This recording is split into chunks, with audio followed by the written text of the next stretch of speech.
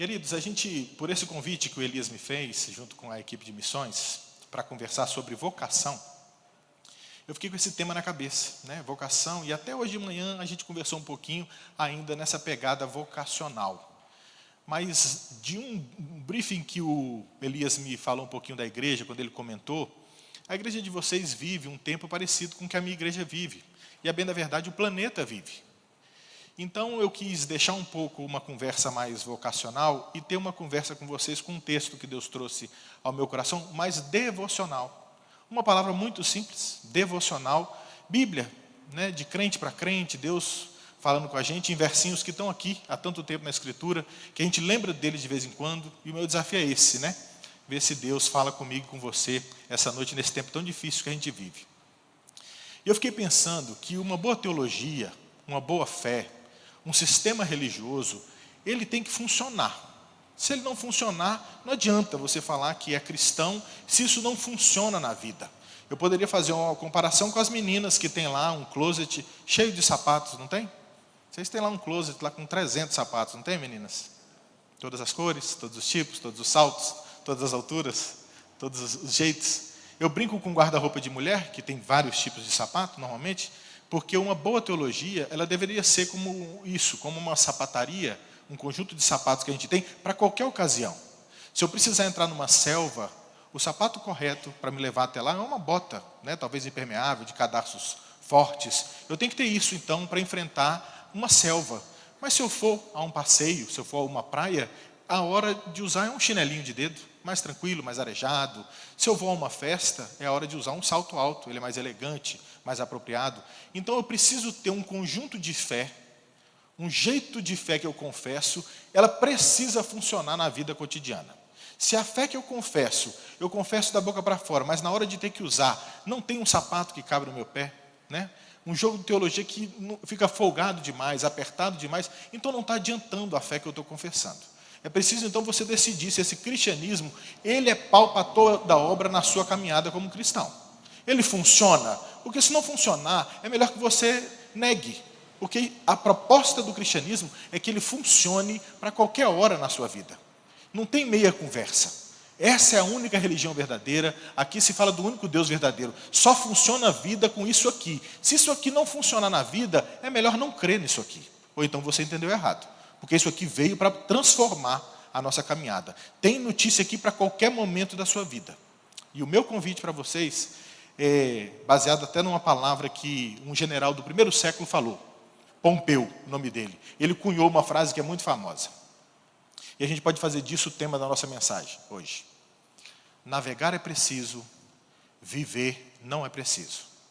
Navegar é preciso, viver não é preciso. Com essa ilustração, eu quero te convidar a navegar hoje. Peguem os seus remos e vamos juntos ao livro dos Salmos, no capítulo 12, Salmo 112. A gente vai ler apenas o versinho 7.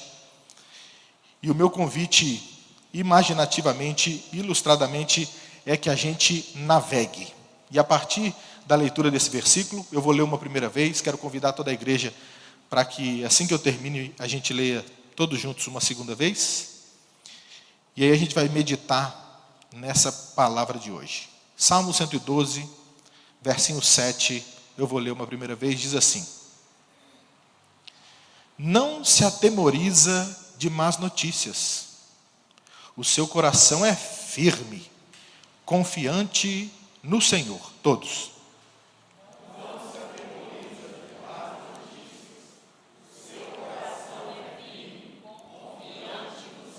Amém. Vamos orar mais uma vez? Meu Deus querido, Pai amado, nós queremos louvar e te engrandecer. O Senhor é um Deus fabuloso. A soma de todos os elogios em palavras que a gente conhece, ou talvez se engolíssemos dicionários inteiros, ainda nos faltariam boas palavras ou todas as palavras para devolver ao Senhor em adoração e elogio. Ainda que falássemos mais de uma língua, então soubéssemos mais línguas, se poliglota fôssemos, a gente não conseguiria, todos juntos, procurando qualquer palavra bonita, devolver ao Senhor todo o louvor que o Senhor merece, Deus. Nós queremos bendizer o Teu nome. O Senhor é um Deus tremendo, o Senhor é um Deus surpreendente, e é constrangedor estar diante do Senhor, não fosse pelo amor e a liberdade que o Senhor nos dá, Deus. Tem sido fabuloso ser crente, tem sido uma bênção ser missionário do Senhor, tem sido um espetáculo ser igreja do Senhor nesses tempos difíceis, Deus. Nós queremos clamar ao Senhor, Pai, que a partir de uma porção tão pequena, o Senhor nos traga grandes notícias. Hoje é o dia de testar se a nossa fé é fé para qualquer situação. Então a gente clama ao Senhor que o Teu Espírito invada esse lugar, passeando por cada coração aqui, nos trazendo uma palavra boa e diferente. Que alguma coisa forte e definitiva aconteça de uma vez por todas, Deus. Que hoje seja o dia.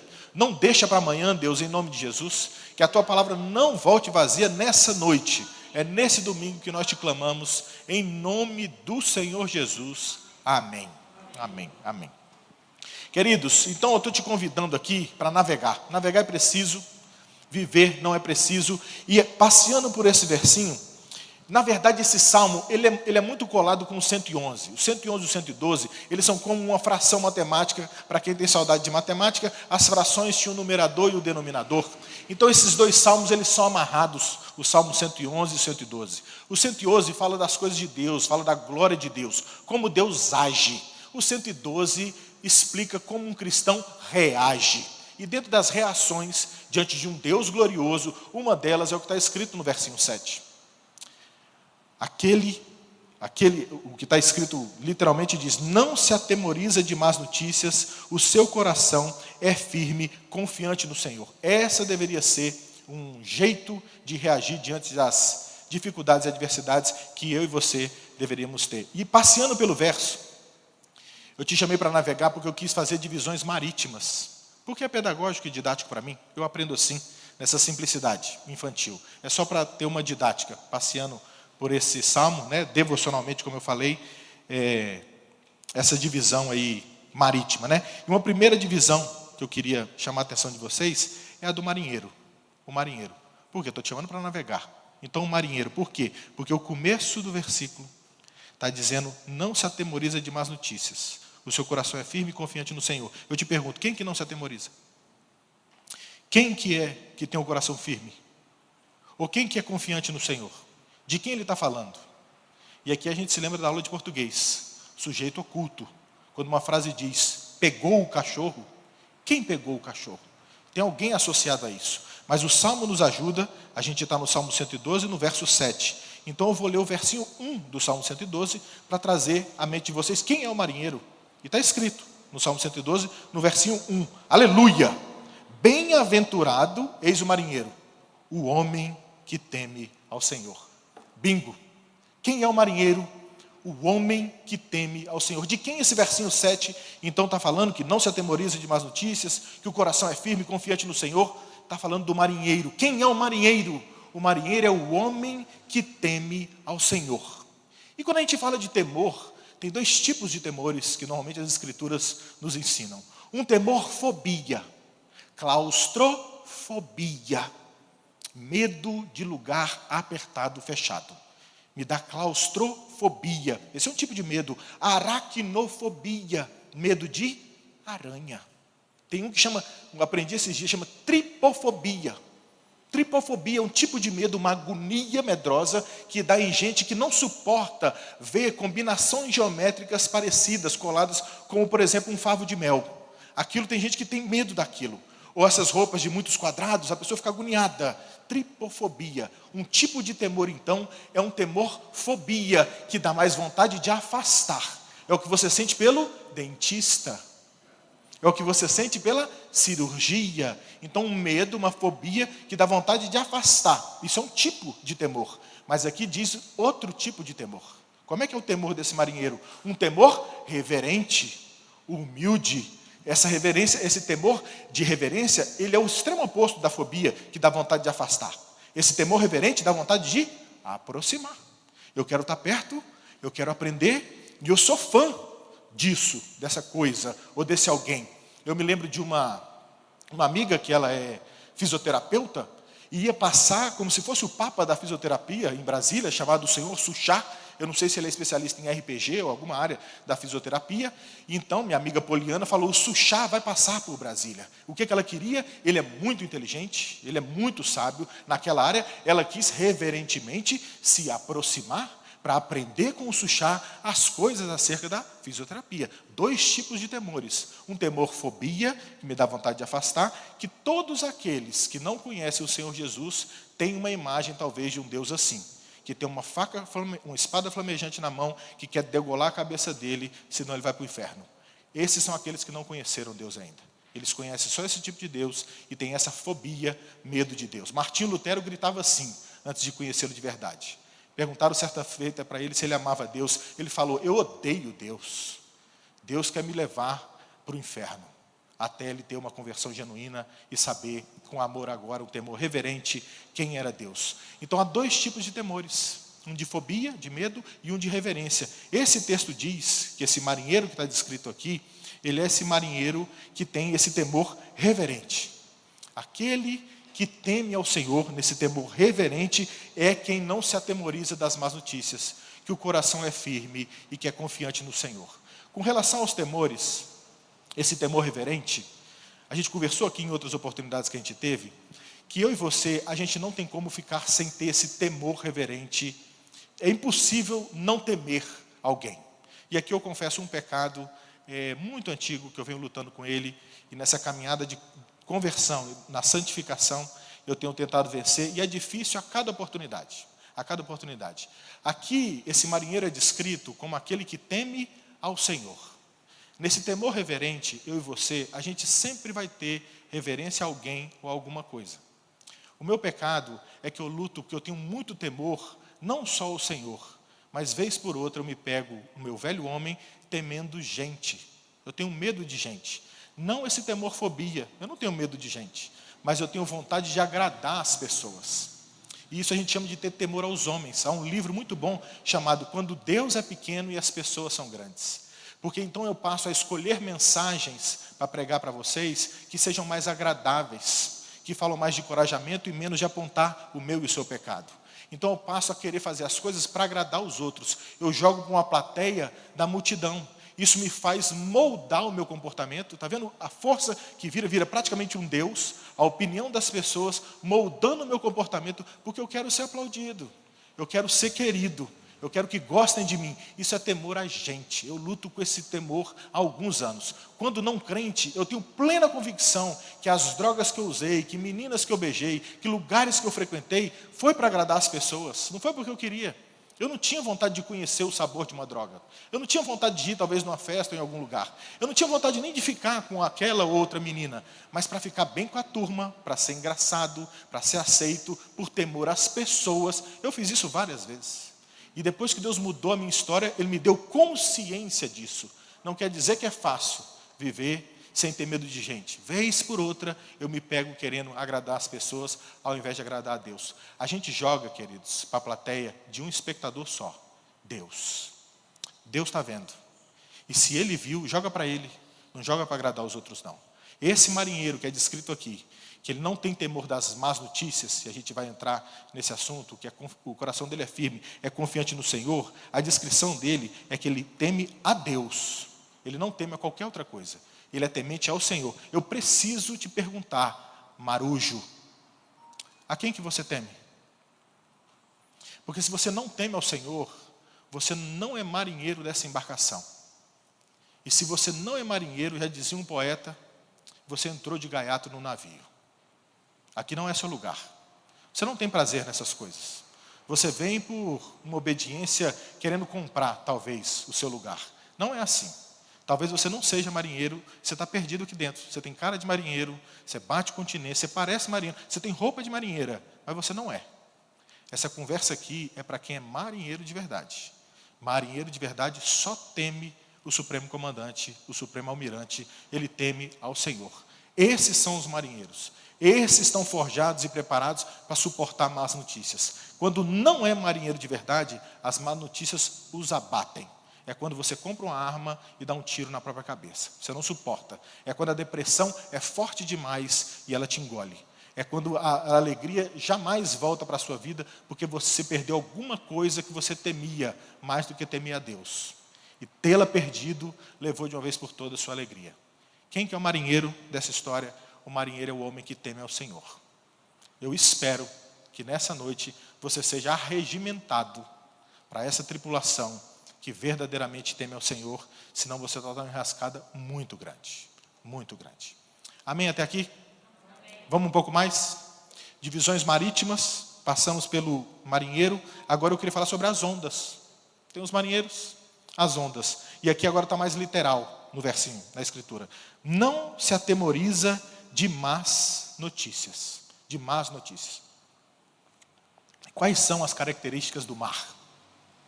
Muito azul, muito caudaloso, ou muito esverdeado, muito vasto, muito bonito, cercado por uma praia de areia branquinha. Mas uma das características do mar é que ele tem ondas. Um bom mar, ele tem ondas. E aqui o verso diz, não se atemoriza, o marinheiro, não se atemoriza, não teme, não tem medo. Aqui é o medo-fobia, né? É o outro medo. Ele não tem medo das más notícias. O que são as ondas? Eu quero propor para vocês, nessa ilustração, que as ondas são as más notícias. O homem que teme o Senhor, esse marinheiro, ele não teme as ondas fortes, as más notícias. E pensando nessas características, né, do mar, que ele tem essas ondas, uma grande ingenuidade, ou uma fé mentirosa, como a gente falou, uma teologia que não serve para a vida de verdade, é pregado que a vida é só boa. Se não está boa, você tem pecado na sua vida. Essa teologia não serve no meu pé. Ela não serve para a vida. Porque é da natureza do mar ter ondas. O que é o papo reto de Deus para mim e para você? Deus nunca mentiu nas Escrituras que não teria dias difíceis. Então as más notícias, é bom em você deixarmos a ingenuidade de lado, porque ser crente, ser marinheiro, é saber que nós vamos enfrentar más notícias. Nessa vida tem onda. Muitas ondas. As más notícias. Porque achar que não vai ter onda é ter que arrancar das Escrituras, no mundo passais por aflições. Vai ter onda. Mas tem de bom ânimo. Eu venci o mundo. Deus é muito papo reto. Vai ter onda. Essa vida tem dificuldade. É da natureza da minha e da sua vida termos dificuldades. Não só dificuldade de, porque o texto diz, não se atemoriza das más notícias plurais. Você sabe do que eu estou falando. Você sofre só de uma coisa? Às vezes, lá em Goiás, a turma fala que os problemas vêm de turma, eles falam. Porque é uma atrás da outra. E a bela ilustração que Deus usou é exatamente como as ondas do mar. Para quem já foi ao mar, sabe que as ondas vêm em sequência. Às vezes o mar fica flat, os surfistas usam essa expressão, o mar fica flat, ele fica lisinho, até vir o quê? Uma sequência de onda. E normalmente são 5 a 7. Quem nunca levou um caixote, levanta de um caldo e leva outra na cabeça, quando criança. Os problemas vêm de turma. Está aí Jó que não deixa mentir. Numa pegada vem alguém, avisa para ele, o gado morreu, e o outro gado também morreu, e outra onda, os seus filhos todos morreram, e outra onda, e de repente a sua saúde foi embora, e outra. Ondas plurais. Na vida, eu e você, nós vamos passar por aflições. E Deus não deixa ser mentira. A gente não saber a verdade, que vamos ter dias difíceis. A gente está vivendo isso. Meu pastor Jeff orou agora, dizendo das dificuldades. O que o planeta está vivendo? Vocês estão na onda vermelha. Eu vindo para cá, eu pensei que eu não viria, porque entrou na outra vermelha de novo. Eu falei, suspende, pastor Elias, ou nós vamos? Está desse jeito, não dá para fazer planejamento. No final da primeira onda, eu tinha amigos que pregaram empréstimo para agora vamos abrir a lojinha. Pegaram empréstimo, abriram a lojinha, fechou de novo. Tanta gente quebrando, tanta gente sofrendo. Que tanto de ondas são essas? Deus nunca mentiu. Mas o coração, o marinheiro que teme ao Senhor, ele não se atemoriza das más notícias. Mas é bom que eu e você fiquemos conscientes que a vida, ela não é estável.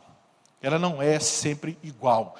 É Eclesiastes que esclarece muito bem que na vida ela é feita de compassos, de uma sinuosidade, de tempos. Há tempo de sorrir, você se lembra de Eclesiastes 3? Há tempo de chorar, há tempo de construir, há tempo de destruir, há tempo de plantar, há tempo de colher. Não é assim? Ela fica mostrando um balé. Aquilo é o balé da vida, querido. Então já fica uma lição para mim e para vocês. Não fica muito desesperada quando estiver na fase ruim, porque ela vai passar. Senão tem que rasgar a Bíblia. Agora também não fica muito pirada na alegria quando estiver na fase boa, porque ela também vai passar. Ninguém vive só da fase boa, da fase ruim. Eu me lembro do Luca, né, porque eu estou nessa fase agora de educar meu filho, ele tem 2 anos, e eu me lembro de, quando eu estou brincando com ele, às manhãs eu tento ficar uma parte da manhã com ele, e aí chega a hora que eu vou dar um banho nele. Falo, Luca, 2 anos, Luca, vamos tomar banho. Ele está brincando. Ele, filho, quer tomar banho? Para quem já teve, sabe. A hora do banho, ele não quer tomar banho. Eu falo, filho, vamos tomar banho. Ele não quer tomar banho. Por quê? O coração do Luca é igual ao meu e o seu. Ele quer eternizar aquele momento de alegria. Quando ele está brincando com o carrinho, com o Lego, com o bibite dele, ele quer que a vida termine naquela alegria. Ele quer manter a vida sempre alegre. E eu falo, filho, não é assim. Tem surra, tem banho, tem brócolis, tem muita coisa nessa vida. Há tempo de sorrir, há tempo de chorar. Vaza daí, moleque. Vamos embora tomar banho. Porque a vida não é só boa, mas isso não é só do Luca, isso sou eu e você. A gente quer que a vida seja sempre só boa. Não é. Tem ondas, tem más notícias, tem aflições, mas não só isso. Vai passar. Sem perceber, gente, isso é tão grave. Fazendo desse ponto um parênteses maior. Sem perceber, a gravidade do que a gente faz é querer tomar o lugar de Deus, e eu te tento provar por quê. Quando eu e você, a gente quer ter uma vida estável, só alegre, só tem uma pessoa na história que não muda, que não dorme nem cochila, que não altera. Essa angústia minha e sua, de querer ter uma vida estável, de plenitude de prazer, de ter uma estabilidade, sem perceber, você está querendo falar, Deus, vaza do trono e deixa eu sentar nesse lugar. Não é assim. Essa vaga está ocupada. Deus é. Ele é estável. Ele não oscila. Ele não vacila. Agora, daqui para baixo, a vida é plantar e colher. É sorrir e chorar. Não tem jeito. Haverão más notícias. Desejar que seja isso, no mundo sem Cristo, por exemplo, os drogados, eles usam droga exatamente para sair da realidade de dor, como Luca, e ficar só no prazer. Então, eles usam uma pedra de crack. Eles tomam uma garrafa de vinho para tentar sair da dor e se manterem alegres. O que acontece? Volta, porque a palavra de Deus é sempre verdade. Vem a ressaca, aquilo não te sustenta, você precisa de 2 pedras, você precisa de 2 garrafas para poder te tirar de novo. E assim fica a luta daquele que está tentando ter uma estabilidade e alegria, que não tem. Essa vida, ela é difícil, ela tem aflições. Quando tem muito dinheiro, tem muita fama e não consegue sair dessa angústia de luta, que é assim, tem que procurar em Deus essa alegria, é a hora que Ele tira a própria vida. Não tem jeito, não resolve. A vida, marinheiro, ela é feita também de más notícias. Agora, se você teme ao Senhor, o texto diz que você deveria não se atemorizar com as más notícias. É possível você, instruído por Deus, passar a saber lidar com as ondas. E quando elas vêm, ao invés de enfrentá-las de peito aberto, querendo ser deusa, você aprende o balé das ondas. Confiando no Senhor, você mergulha levemente e passa uma. E que vem a próxima. Mergulha, ela passa por cima. Você vai sabendo lidar com as dores, com essa estabilidade no Senhor. É aqui, marujo. É aqui. É na palavra. É no temor do Senhor que a gente vai saber enfrentar as más notícias. Tudo bem até aqui? Dá para ir um pouquinho mais? Vamos em frente. Então falamos sobre o marinheiro, falamos sobre as ondas. Aqui nesse terceiro ponto eu queria chamar de o barco. O barco. Se tem marinheiro, se tem onda, quero comentar com vocês aqui o barquinho. O Salmo 112 diz assim, não se atemoriza de más notícias, o seu coração é firme e confiante no Senhor. A proposta que eu faço aqui é essa. Se todo marinheiro depende de um barco, o nosso barquinho é o nosso coração. Todo mundo vem com barquinho nessa vida. Todo mundo vem com barquinho nessa vida. Não tem ninguém que nunca veio sem barquinho. Então, o coração é o nosso barquinho. Só que só tem 2 tipos de barquinho. Diz Ezequiel que é barquinho de pedra e barquinho de carne. Todos aqueles que vieram com barquinho de pedra, eu te pergunto, um barco de pedra boia, navega? Não. A natureza dele é afundar e sucumbir. Não tem jeito para ele, só sobrar. Todos aqueles que vieram com esse barquinho, um barquinho de pedra, não vão conseguir atravessar essa vida. As más notícias os consomem, não tem jeito para eles. Simples assim. Só tem um jeito para quem veio com o barquinho de pedra. O almirante decidir trocar o barquinho de pedra por um barquinho de carne. É o que diz Ezequiel.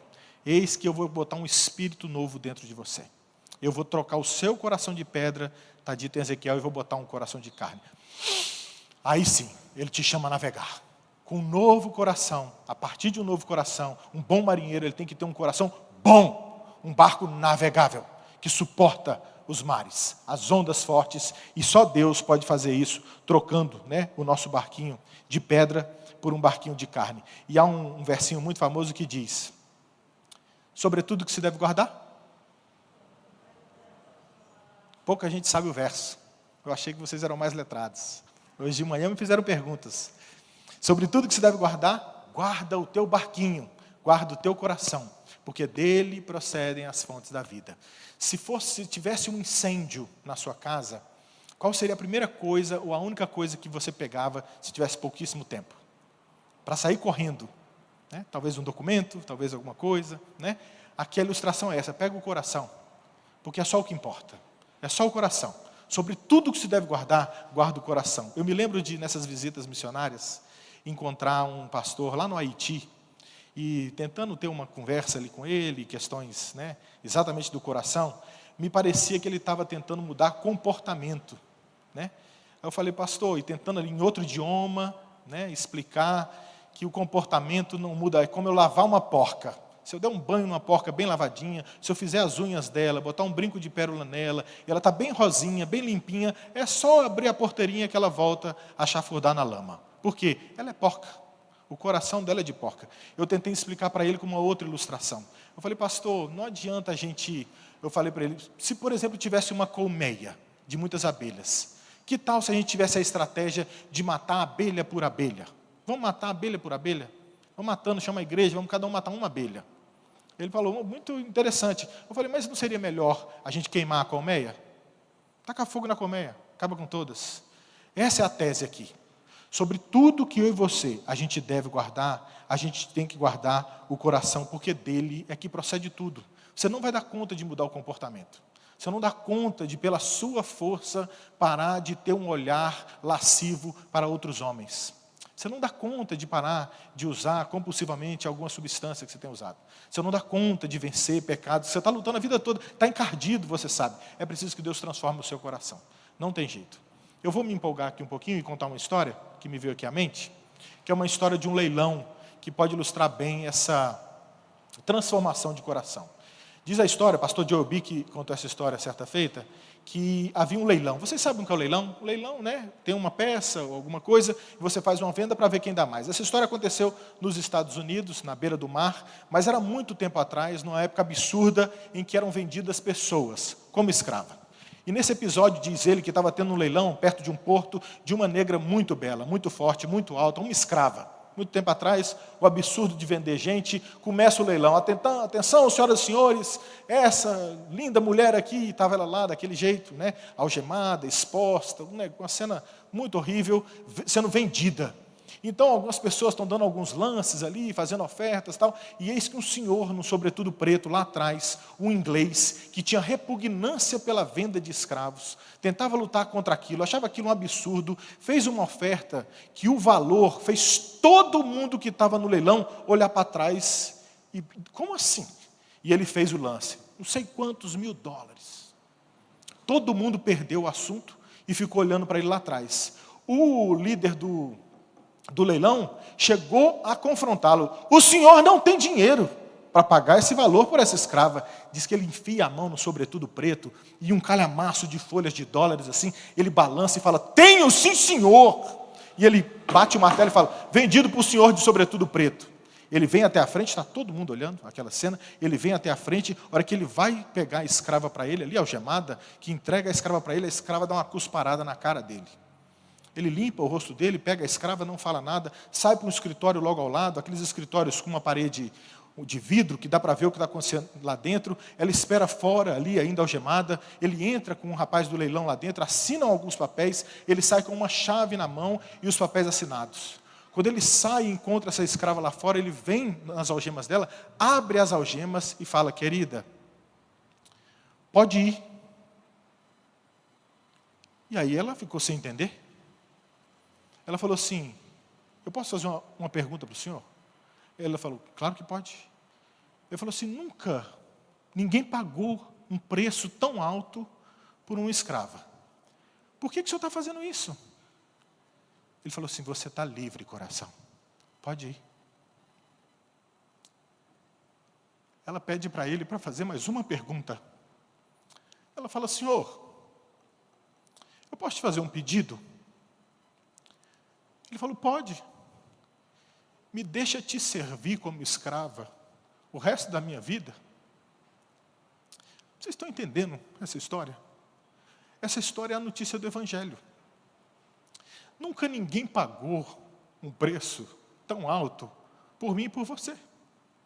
E o que a gente fazia por escravidão obrigado? Entendendo isso, você recebe um novo coração que você: deixa eu fazer, deixa eu te servir de graça toda a minha vida. O que mudou? O coração transformado.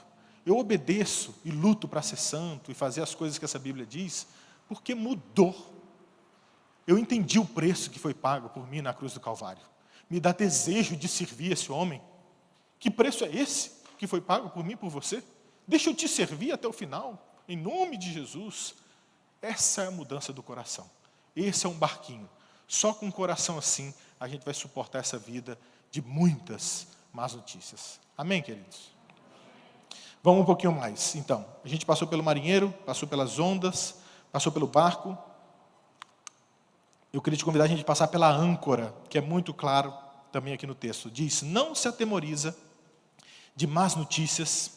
E aí você pensa nas suas más notícias. Às vezes o planeta está em pandemia, mas é o seu casamento que está acabando. Às vezes está gente perdendo emprego, mas na verdade é você que está com um filho em apuros. Qual que é a sua má notícia?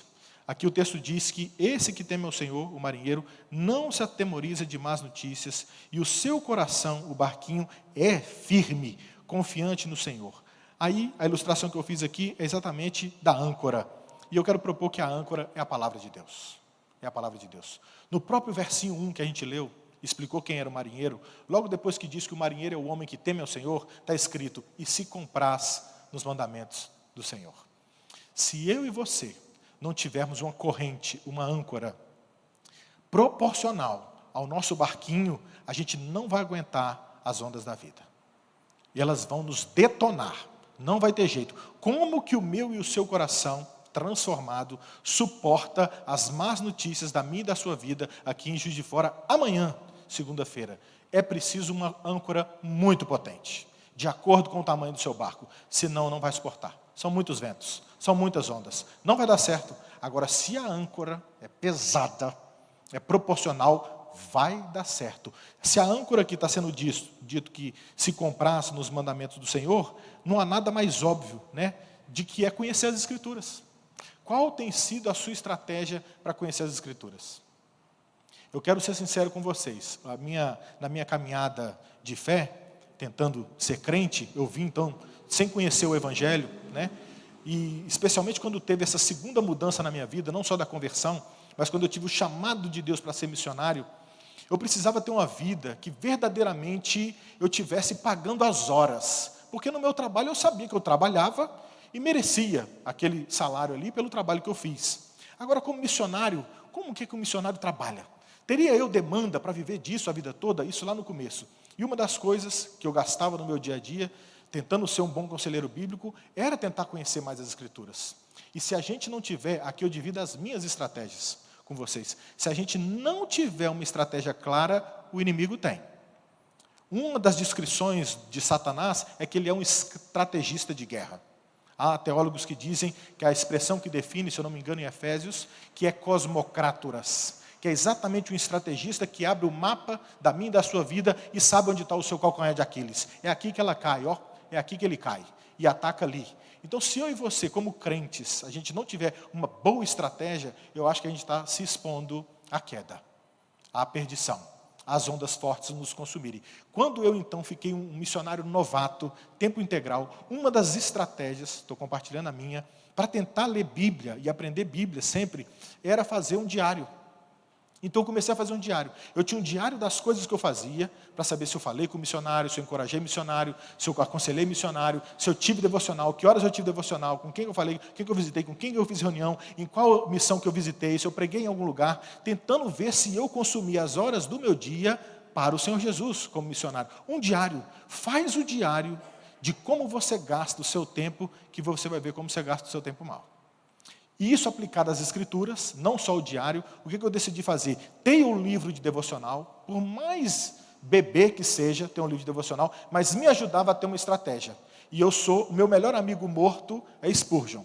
Eu falei aqui sexta-feira que o meu melhor amigo vivo é o Beto, meu melhor amigo, qualquer dia vocês conhecem ele, e eu tenho um melhor amigo morto, que é Spurgeon, que foi um homem do passado, príncipe dos pregadores, que já morreu, mas deixou muita literatura. E uma das devocionais que eu leio e releio é a dele, porque é um livro de devocional. Tem o dia, 30 de maio, um texto bíblico e uma explicação. Na minha estratégia, para tentar encher o coração de Bíblia, para tentar guardar no coração, né, a palavra de Deus, era todo dia fazer minha devocional. Então eu tinha um livro de devocional, com a data, com o texto, com a pregação, e eu escrevi uma carta para Jesus. Agora do meu jeitinho. Eu pegava da lição que estava lá, do texto, do versinho bíblico, fora o ensinamento que falou no texto, eu fazia a minha cartinha para Jesus. Uma cartinha para Jesus todo dia. E eu escrevia tentando adorar Jesus, em algum atributo que estava escrito ali, tentava confessar um pecado meu, o que aquele versículo confrontava um pecado meu, e tomava uma decisão que queria mudar todo dia. Aprendi isso com Martim Lutero. Ele fazia algumas perguntas para o texto. E assim eu escrevi uma cartinha para Jesus. Essa era a minha estratégia para ter uma vida devocional todo dia com a palavra, todo dia escrevendo uma carta para Jesus. Isso me ajudou demais a ter o que encorajar as pessoas que eu encontrava, como um conselheiro bíblico, mas também ter o coração cheio da palavra de Deus e estar pronto para as más notícias. Somado a isso, eu estou dividindo com vocês as minhas estratégias. Faça a sua. A minha tese aqui é que esse barquinho precisa de uma âncora forte, firme. Firme aonde? Firme na palavra. E se você não tiver uma estratégia para saber a palavra, as ondas vão te detonar. Como que eu fazia? Eu fazia desse jeito. Eu passei a ouvir um sermão por dia. Não tem um dia que eu passo sem ouvir um sermão. E eu não entendo como que as pessoas conseguem atravessar um dia sem ouvir um sermão. Porque é preciso ficar cheio o coração daquilo que me faz não pecar contra Deus. É essa âncora que vai te suportar, ficar firme para você aguentar. Qual que é a sua estratégia? Eu queria te dar algumas aqui, baseado no tamanho dos livros da Bíblia. Gaste 6 dias com Efésios, um livro de 6 capítulos. Gaste 16 dias com o Evangelho de Marcos, todo dia um capítulo. Gaste 31 dias com Provérbios, todo dia um capítulo. Ou então, como Hernandes diz, que nos desertos da vida dele, ele estacionava numa carta. Ele parava numa carta e ficava nela, ruminando e lendo de novo. Para num livro, pode ser pequeno, fica nele, ruminando. Você não tem que ler a Bíblia toda. O povo fala, tem que ler a Bíblia o ano todo. Tá, mas sem pressa. É melhor que você leia devagar, mas leia, sendo alimentada, do que não ter isso. Porque sem a âncora forte, vai dar ruim. Com certeza, é preciso ter uma âncora forte. Vamos ler Bíblia, queridos? Vamos guardá-la no coração? É Hernandes também que falou, né? Eu guardo a melhor coisa, no melhor lugar, pelo melhor motivo. Eu guardo a tua palavra no coração para não pecar contra ti. Amém, queridos? Último ponto. Hoje eu extrapolei. Presbiteriano de 5 pontos, né? A gente falou do marinheiro, a gente falou das ondas, a gente falou do barco, a gente falou da âncora, a gente termina agora, a gente fala do almirante. O almirante. Se o ambiente é mar, a maior patente é o almirante, não é? Eu acho que eu não estou enganado, é o almirante. E aí, eu como você, lendo o final do versículo, ele diz, não se atemorize das más notícias, o meu coração é firme, confiante no almirante, no Senhor. Aí eu pergunto, dá para confiar, que o texto diz confiante no Senhor. Eu estou propondo que então é o almirante. Dá para confiar nesse almirante? Como é que a gente confia numa pessoa, no almirante? Eu quero te convidar a, com muito respeito, mas com ousadia, a gente pedir o currículo desse almirante. Eu quero te propor aqui talvez 3 histórias. Do almirante, vamos ver se ele aguenta mar? Vamos ver se ele sabe lidar com esse negócio? Se ele domina a embarcação, mar, vento, essas coisas. Eis a primeira história. Diz a história que esse almirante estava num barco com a tripulação dele e deu um soninho no almirante e ele foi ao porão para tirar um cochilo. No meio dessa viagem, a tripulação é assaltada por ventos muito fortes. O vento zunia, passando, as ondas ficaram muito gulosas, pareciam ter vontade de comer o barco que eles estavam. Então, ondas muito fortes, vento soprando demais, e o almirante dormia. Então, a tripulação, muito alvoroçada, tiveram uma ideia: chama o almirante, porque o caos aqui fora está forte. Chamaram o almirante, ele levanta, meio que duvidando da confiança daqueles tripulantes em serem marinheiros de verdade, porque estavam assustados com o mar, com as ondas, com o vento, e ele vai lá para fora. Para o meu espanto e para o seu espanto, um almirante normalmente ele tenta domar o timão do navio e tenta controlar uma embarcação. Esse almirante ele é muito diferente. E é bom contar essa parte do currículo dele, para que eu e você confie nele. Aqui diz que é confiante no Senhor. Que tipo de almirante é esse? Pois ele me sai para fora daquele barco e ele não vai mexer no barco. Sabe o que ele fez? Ele começou a conversar com o mar. Que tipo de almirante é esse? Que manda no que navega. Ele disse, como eu mandava o meu cachorro sair daqui, ele falou: mar, emudece-te! E o mar abaixou a onda e ficou um espelho.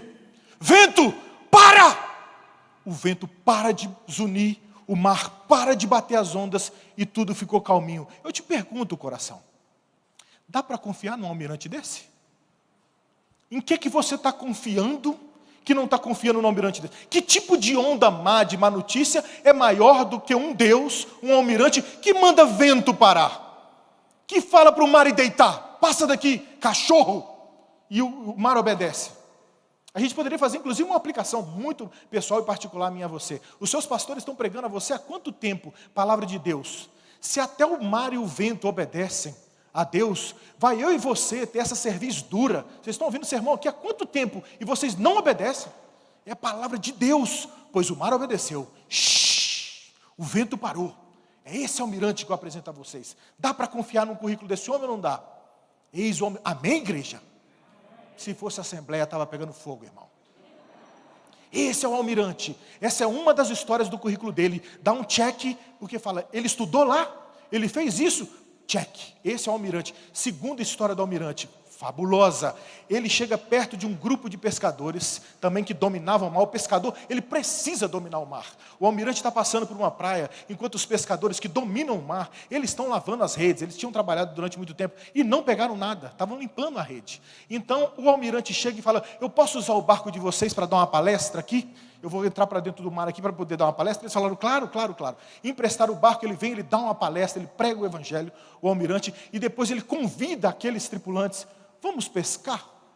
E eles, sem entender, falaram: como assim? Não pegamos nada, dominam tanto o mar, e agora esse homem diferente está chamando para ir pescar. Normalmente, parênteses também dentro da história, a voz de Deus, o convite dele, ele é sempre contra-anexo, mas ele sempre derrete o coração daqueles que ele chama de verdade e tem que atender o chamado.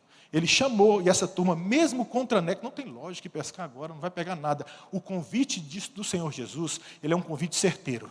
Não tem jeito, é irresistível. Quando Deus fala: vamos pescar, contra a sua vontade, você fala: só indo pescar com esse homem, porque eu nunca ouvi um convite assim. Se você está ouvindo a voz dele, esse convite é irresistível. Ainda que seja contra-anexo, você fala: não tem lógica, mas quando ele chama, até você vai pescar. E aqueles tripulantes foram pescar com ele, e o que acontece? Pegam tanto peixe, que quase que o barco afunda, não dá para colocar o peixe dentro do barco. Eles chamam outros amigos: pessoal, traz outro barco, é peixe demais. E outro barco vem para eles fazerem isso. Eu te pergunto, a gente está conhecendo o almirante. Que tipo de almirante que domina a embarcação, domina o mar e domina quem mora no mar? E se a gente fosse pensar nas nossas más notícias de hoje, que são essa escassez da provisão, você ter perdido emprego, as lojas estarem fechadas, você está ganhando menos, ou sem trabalhar, ou trabalhando de casa. Se a provisão ficou apertada, eu estou apresentando um almirante para vocês, que fala para o feijão vir. Ele fala: vem, feijão! E de repente a sua casa está cheia de comida. Eu tenho uma história que eu ouvi esses dias, do Elias e da Giovana, que eles estavam fazendo missões no Uruguai e simplesmente naquele dia eles saíram para evangelizar e fazer as coisas. Eles não tinham comida. E eles estavam numa equipe que a amiga deles era uma mulher grávida, não tinha comida. Uruguai, tempo muito frio, primeiro inverno deles. Eles vão até o supermercado, encontram uma pessoa, eles não falam nada sobre as necessidades. Esse irmão, vendo ali que eles são novatos no Uruguai e frio demais, compra lenhas, porque todas as casas lá têm lareira para poder esquentar, não é luxo, compra lenhas. E dá para eles lenhas especiais. E ele começa a explicar, essa lenha é boa para fazer fogo, por causa disso e disso. De Giovana, que ela aqui na luta dela com Deus, pensando, eu estou morrendo de fome, não tem comida lá em casa, a minha irmã, a irmãzinha que estava na equipe está grávida, o que eu vou cozinhar para ela? Deus, lenha. E o homem está me dando lenha, eu queria era feijão, papai. E ela orando quietinha, Giovana, com Deus, diz que eles vão para casa, o homem está presenteando aquelas lenhas, eu levo vocês lá, e levo as lenhas para casa. A Giovana, brava demais, eu não sabia se podia contar, está indo. A Giovana, brava demais, ela entra para o quarto e vai lutar com Deus, como uma boa mulher de oração, e fala, Deus, eu não vou comer lenha, vai dar hora do almoço, minha amiga está grávida, o que eu vou cozinhar para ela? O Elias está lá dentro, conversando com o homem, e a lenha, bota a lenha aqui, vai fazer um fogo, tal, e não sei o quê. E ele, meu Deus, eu quero é comida, vai dar hora do almoço. Diz que quando ele está passando pela casa, ele é tocado por Deus, esse senhor, e fala, Elias, eu posso ver seu armário? O Elias falou assim, claro. E ele abre os armários. Posso ver sua geladeira? Abriu a geladeira. Ele falou assim, vamos no supermercado comigo, que eu quero fazer uma compra para você. E ele vai até o supermercado e faz uma mega compra, que ele teve que dividir com o crente, porque quem sofre sabe o que é sofrer, porque tinha comida demais. Vamos dar glória a Deus, igreja? Esse almirante, ele é um almirante que domina o mar, e aplicando a nossa causa aqui, dessa pandemia, que está rachando a nossa carteira, ele é o Deus da provisão.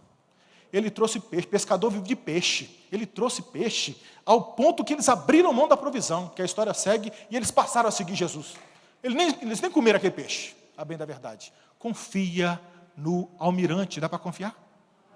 Vamos encerrar com a última história, que é quando o almirante, a tripulação está navegando dentro do mar, e o almirante não foi nessa viagem, ele ficou na orla.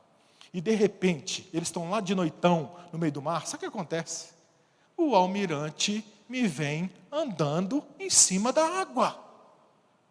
E eles gritam, é um fantasma, não tem lógica. O almirante andando, se as ondas são as más notícias, representam o meu e o seu problema, eis que o almirante pisou no problema e anda sobre ele. Esse é o tipo de almirante que eu estou te apresentando. Me traz qualquer problema, qualquer notícia má, que tem um homem que eu conheço e estou apresentando para vocês, o nome dele é Jesus, que ele anda no problema, glória a Deus, igreja. Dá para confiar no homem desse ou não? Pode vir a má notícia, que agora eu estou preparado a enfrentar esse mar. Se eu temo ao Senhor, se a palavra está escondida no meu coração, e eu creio, quem que está tocando essa bola azul na história, esse planeta não está girando sozinhão, queridos. Tem alguém soprando e girando ele. É Deus. E ele não vai conhecer a sua história. Ele não sabe que você está com fome, que você está sem namorado, que você está sem marido, que você está sem fé. Deus de toda a história. Esse é o almirante. E eu quero encerrar. E vou encerrar agora, em nome de Jesus.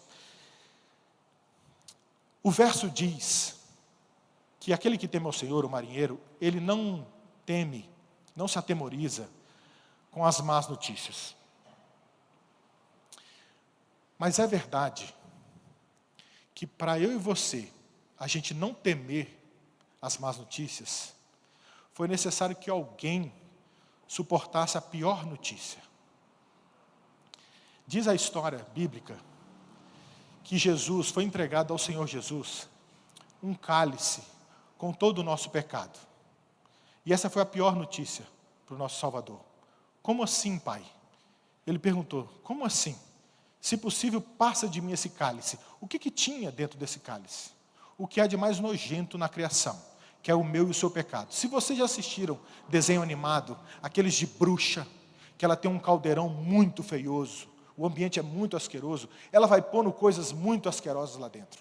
Dente de morcego, pata de aranha, e ficam aquelas bolhas vagarosas, né, ali muito nojento, verde aquele caldo. Normalmente uma colher de pau que é colocada para mexer, quando é tirada é como um palito de fósforo queimado, tamanha corrosão daquele caldo nojento.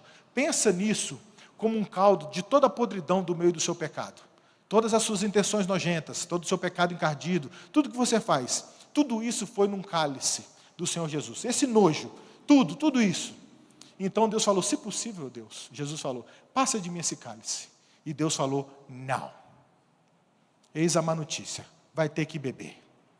E o Senhor Jesus, espontaneamente, confiando no Pai, Ele bebe todo o meu e o seu pecado na cruz do Calvário. Essa foi a pior notícia.